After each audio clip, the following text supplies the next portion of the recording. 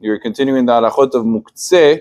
We said that if keys are combined, certain keys that are Muktze are put together in the same keychain as keys that are not Muktze, we said that the entity as a whole is not considered Muktze. A very similar example would be true with a Swiss Army knife. Swiss Army knife has certain parts, like knives, that are considered to be totally totally permissible, and there's some things that are not, like a scissors. So it's all together, it's put into one instrument.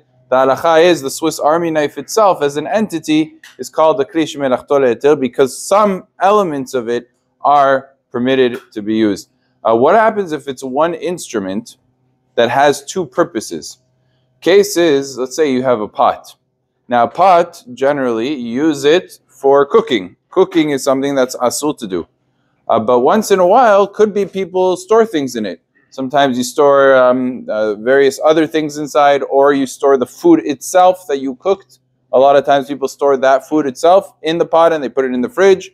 What's the halacha by something that primarily is used for isur, and sometimes it's used for heter? So the Chacham Ovadia brings down the Gedolot Elisha, Rabbi Elisha Dangur, who was in Baghdad, and he said the minhag was in Baghdad to be lenient and to carry pots that were used primarily for cooking because they would also, every once in a while, use it for storage as well. Ovadia brings this down and seems to agree with it.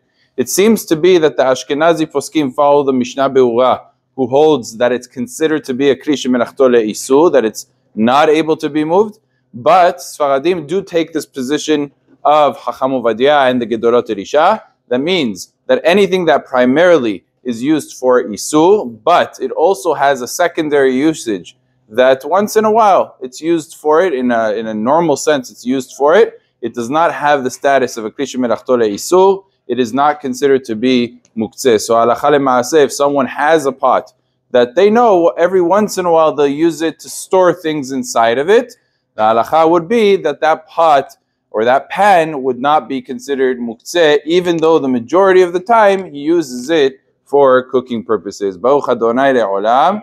Amen ve'amen.